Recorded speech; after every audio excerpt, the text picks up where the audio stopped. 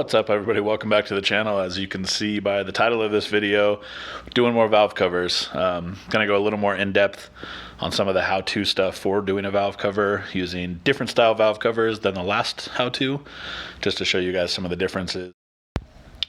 So the first valve covers we're gonna be messing with are these Ferrari covers. These are a super old school cast aluminum, no baffling or anything on the inside of these. So we're gonna go throw these in the stripper, get all the paint and stuff off, clean the rest of these out entirely. The next setup we're gonna have is for a Ford. These are like the mod motor valve covers. We're gonna show you how to get off this badge, because a lot of the Ford guys like to keep that stuff, even if you redo their parts. And then these covers are brand new, but he wants something else done with them. They're clear coated and I don't know with what. So we're gonna strip them, rebrush the brushed area that you see, and then add wrinkle black, which is the same as the valve covers are going, to all the recessed areas there. And then this Mercedes cover, I could have swore these are magnesium. I know the casting on them is absolute trash, which is what I'm going to use this as a great example of showing you how to fix some of the issues, but I don't remember for sure that these are magnesium. I could have swore that they were. They're not marked, which kind of indicates they're maybe not magnesium, but we'll do a little test on it in the chemical stripper and see.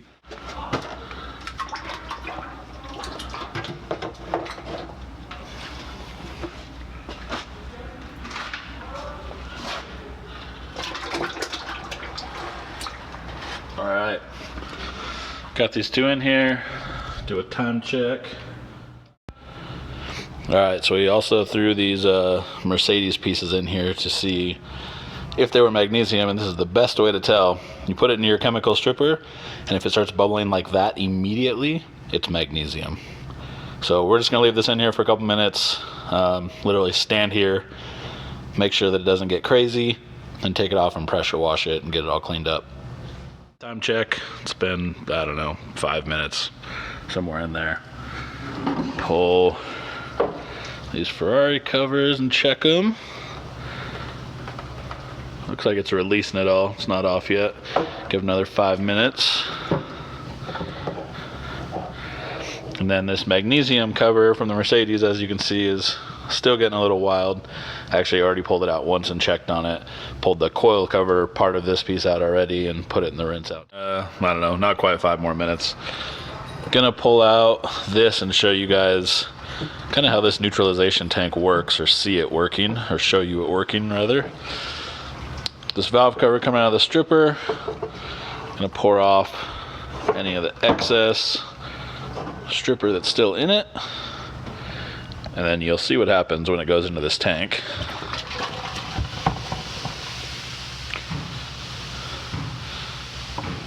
So what that is the TSP and baking soda that I have in here neutralizing all the acid that was still on this magnesium cover. All right, the Ferrari parts have been in there literally 10 minutes. I mean, exactly 10 minutes. So I'll pull these out. Oh yeah, looking pretty. And same thing, gonna go into the neutralization tank. Should get the same type of reaction.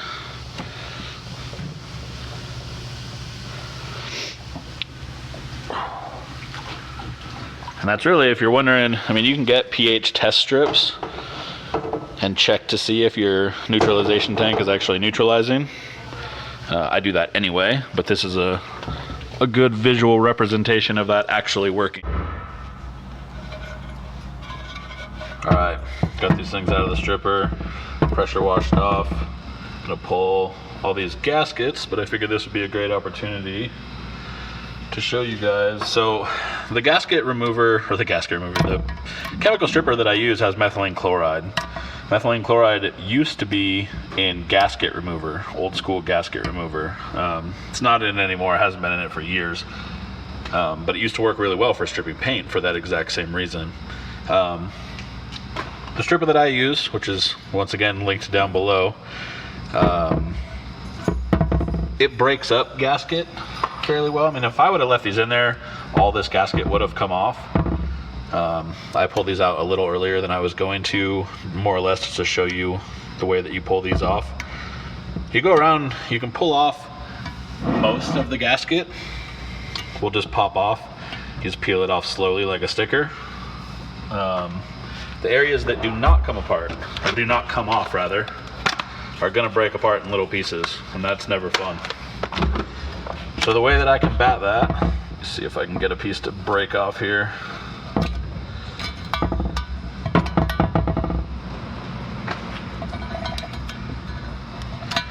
You can also see how much cleaner underneath this valve cover is. I mean, they were pretty clean when they showed up. I don't know if these had been hot tanked or not before, but there was no real oil, but there was a lot of staining in the aluminum, and now most of that's gone.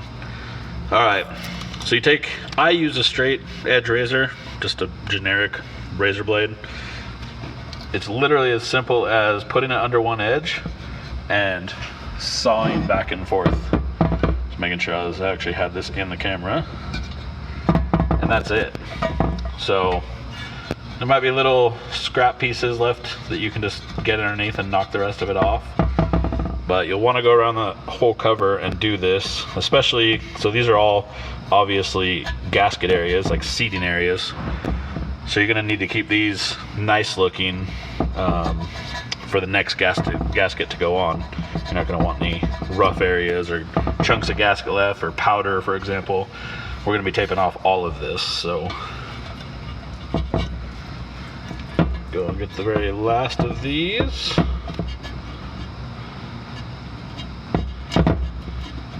Don't cut towards yourself. I do it all the time, but I constantly tell people not to cut towards themselves. I worked in the sign industry for a really long time, and I'm way more comfortable with blades, like razor blades and X-Acto knives. I do all sorts of things you're probably not supposed to do, but I manage. Cool like that.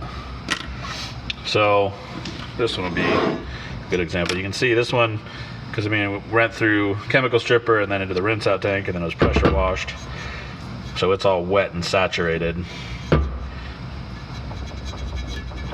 That's why it's trying to break apart even cutting it. But as you can see, I mean, you get most of it off in the first little swoop.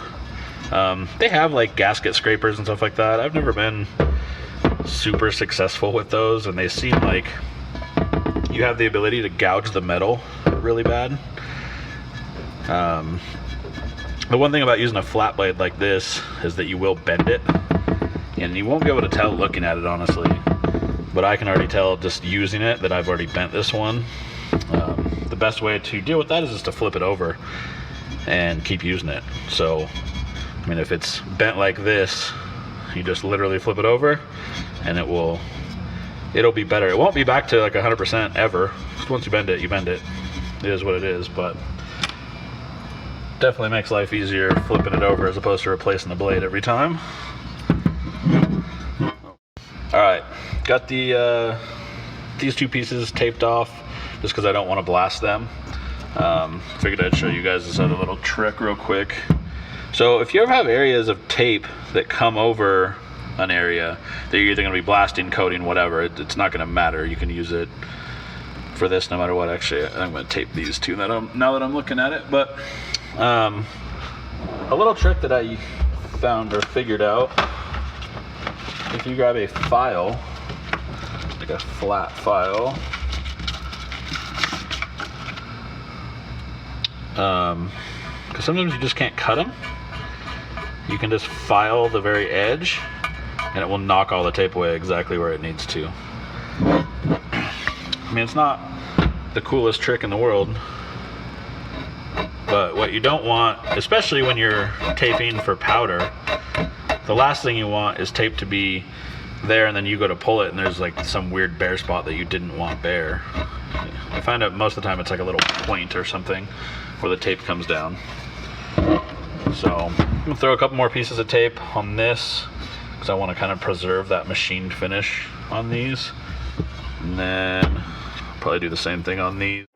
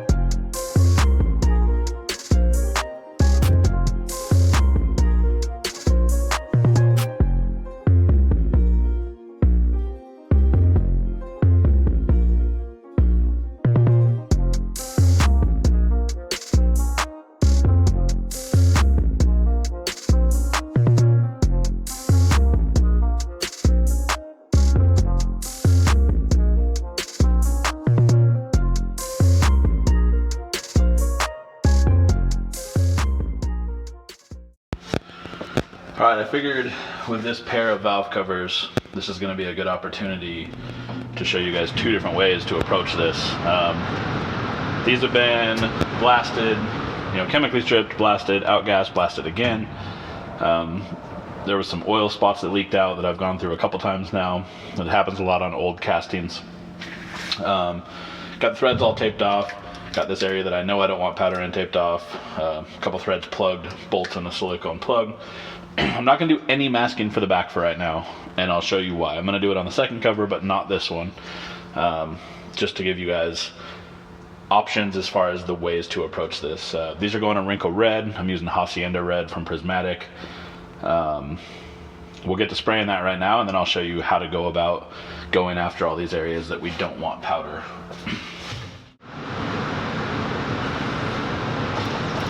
Alright, just like any other job, you want to spray into the harder places first. This valve cover doesn't really have any. I mean, these holes are going to be a little hard, but because there's nothing blocking the back, powder should be fine. So we'll start at the top.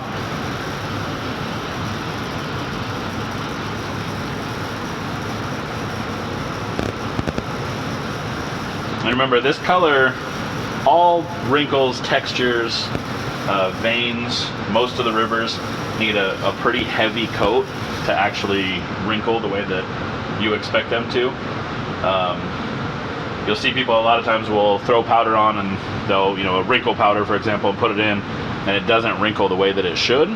They'll usually be like kind of shiny areas. That's areas that are too thin. So I actually went probably a little too heavy on some of these, but not in a way that's going to be too wild. So yeah, that looks fine. Just to the bottom here. Okay. So the reason that I did it this way with no masking is to show you that the vacuum technique that I used in the past will also work for stuff like this. I'm actually going to go through with air and blow away most of the area where there's powder, not near any of the holes, because you don't want to blow through the holes, because you'll knock powder off the areas that you actually want it. But we can go through, and you're going to want to use an air gun that you have control over. I know like some of the Harbor Freight ones, as soon as you pull the trigger, they just blow, and it's like full bore. You want ones that you can control and modulate really well. That'll definitely make your life easier. And you don't have to. I mean, like, if you think that you can get away with just going crazy and you're accurate with your air, then cool, take that route. But I don't prefer to do it that way. I don't recommend people do it that way for sure.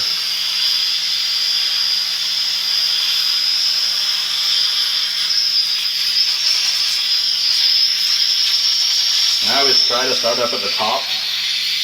That way anything that blows down is literally going down as you work your way down.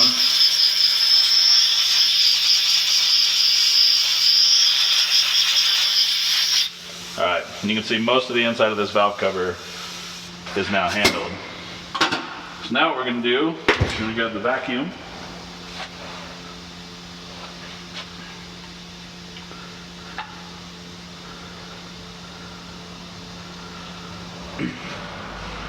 The vacuum and same attachments that we've used before. Got the little nose thing that I think is for on shop vacs for doing in between seats and stuff in cars. Piping off of just my spray hose piping, and then I'll use this smaller one, which this is actually used for the hoppers. I don't know why I have a whole thing of it. I don't know where I even got it, but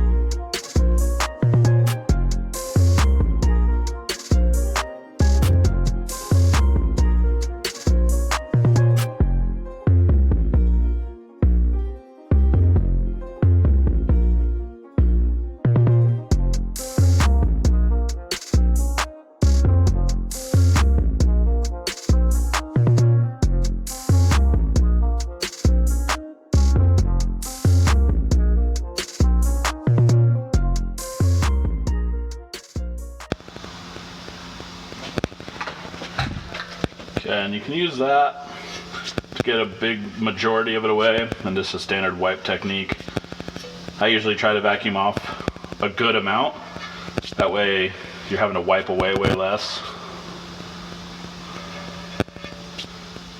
I think it's easier that way. And a lot of these how-tos or tips and tricks, whatever, I advise everybody to try, and there might be ways that you can do it, you know, a different order, or you do less of one and more of the other. It's all like a preference thing for sure. And I mean, I've said it before in other videos, I'm far from an expert on any of this. Almost everything I've ever done is just completely self-taught. I just find like the way of doing it through trial and error is much more effective than asking a bunch of questions online. Not to discourage anybody from asking questions, I feel like I learn better by just going and doing a bunch and knowing full well that I'm gonna mess up a bunch as well. I don't expect, a lot of times, especially as I was learning, it was so much trial and error that I would just expect that anything that I was doing to try to learn on, I was gonna mess up at least a couple times. I remember kind of budgeting it in, knowing full well that I was gonna mess up a valve cover and have to have it blasted or stripped or whatever. That was before I did all my own stuff, blasting in-house and stripping in-house. I used to pay somebody to do that stuff. And I would budget that in, knowing, all right, I'm gonna spend, you know, $30 getting this thing blasted and stripped a couple times. Just to be able to figure something out. And to me, that was way better. Like I said, that's maybe not the same to everybody, or maybe you don't want to spend money doing that.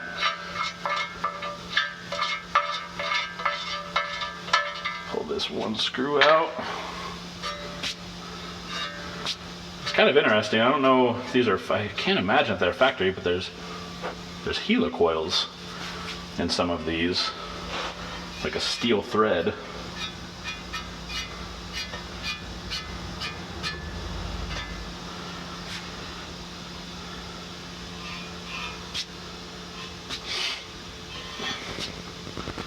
I guess while I have this weird moment of silence, I could ask you guys, if you think this video is of any use, hit that like button.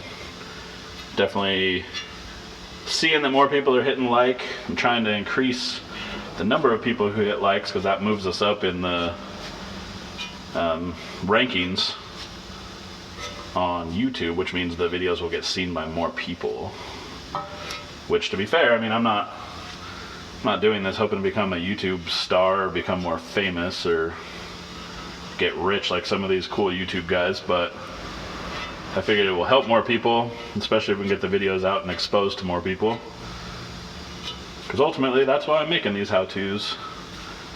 My buddy had a friend actually ask me why I was making how-to videos and telling other people how to powder coat. And it's mostly because I feel like there's enough work for everybody, so I'm not worried about that part.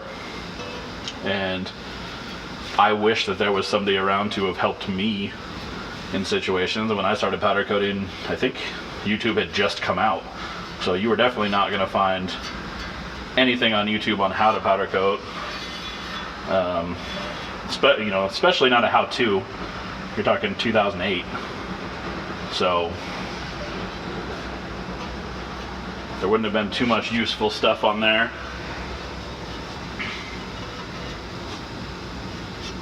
God, this is so effective, I almost don't want to tape off the other one.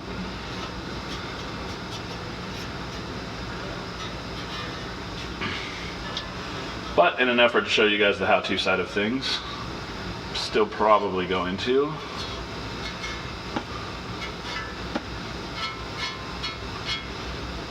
Some weird notches in this. Looks like somebody pried it off of a head at some point.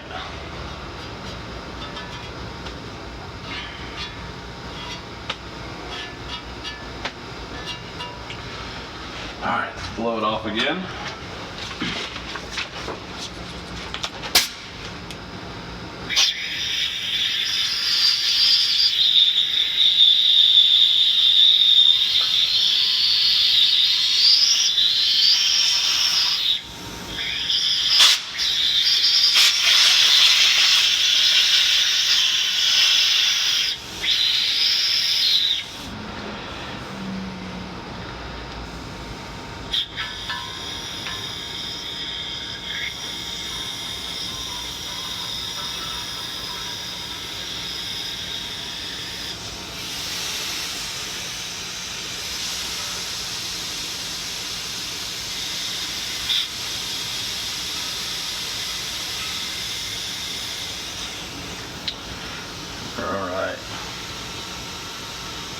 And just like I thought, there was one little spot where I blew too much air through here. I don't know if you can see it in the video, but it took off powder right in here. So we'll just go in with the gun and hit that real lightly.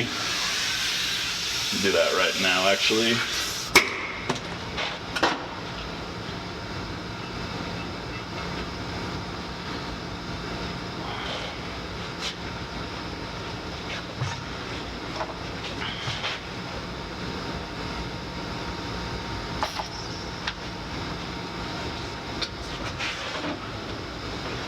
Sure, that's fine. See, like I said, I'm no expert.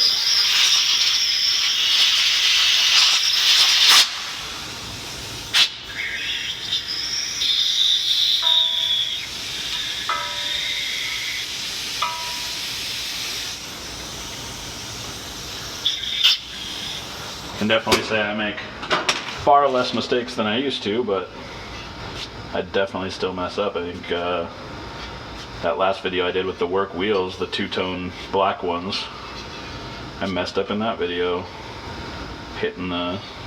I think I messed up in that video after I specifically told you guys, hey, be careful of this. And then I hit the rag on the face of the wheel like an idiot.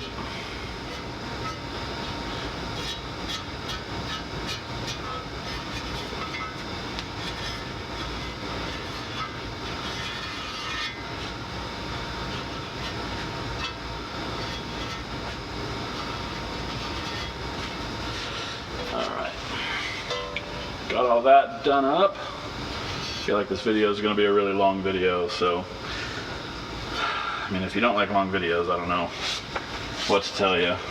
This one's not going to be the one for you, because we're only one valve cover in and I'm doing 5.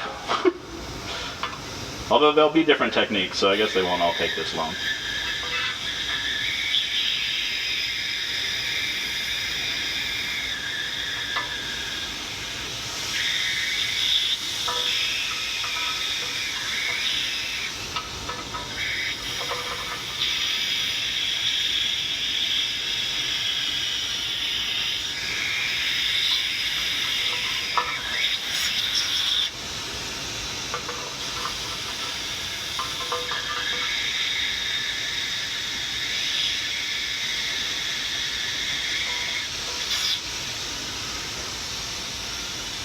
Alright, looks like we nailed that one.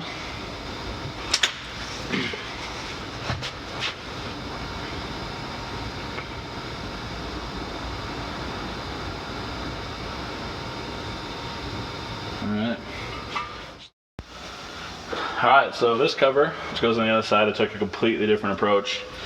Taped off everything. The only part I didn't tape off are these flanges on each side. I'm just going to wipe those. Taping them in that area just sucks. Blocked off threads, taped it all the way. Both the cam, whatever they're called, the cam caps would be, are all covered as well. All taped as well, I should say. This one actually has like a weird filler. I don't know. You can see right here, there's that from the factory, I'm guessing, had some sort of filler in it. It's just a flaw in the casting. This one bled oil out 4 different times that I tried to throw it in the oven for outgassing. It kept bleeding oil out. So hopefully that'll be the last of that. And let's throw some powder at this thing.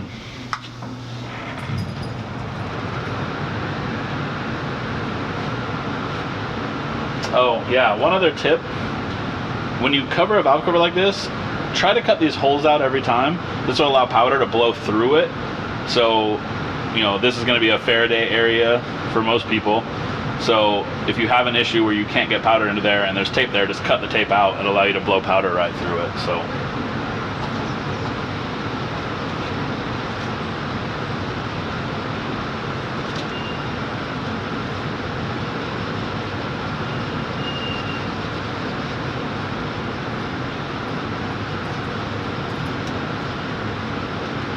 Like I said, this one's going to look, I think, a little bit different than the first cover, just because this one, the casting is much more noticeable.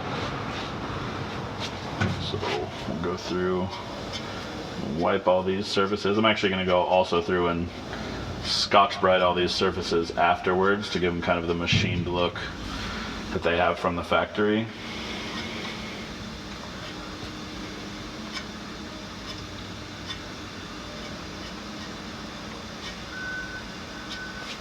And I did tape one of them. I taped this one up here. I realized how much it sucked. Oh, missed a spot. It's a good thing I noticed. It'd be a bummer to redo these because of one silly spot that I missed.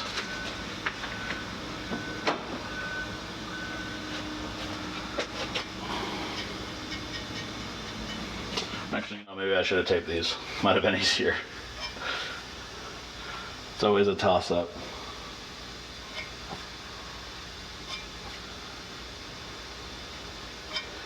And that area that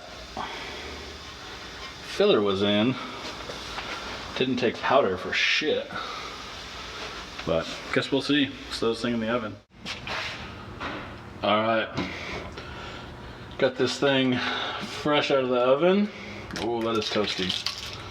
Get some of this tape off. So this color looks a little weird fresh out of the oven, if I'm gonna be honest. It'll end up getting a lot brighter. In fact, I'll grab the other one right now that's already cooled down and show you the difference. I'm guessing you can probably, oh yeah, you can definitely see the difference. Even on camera, it's pretty obvious. So these are done, cooled off, or this one's still got to cool a little bit. I'm gonna pull the rest of the tape, pull all the tape off the back side, and let the customer know they're ready. Alright, here's the Ferrari covers all finished up. You can see the nice wrinkle finish. Perfectly clean on the underside. All the flanges masked appropriately. Oh, this one is so much heavier. So we'll get on to the next.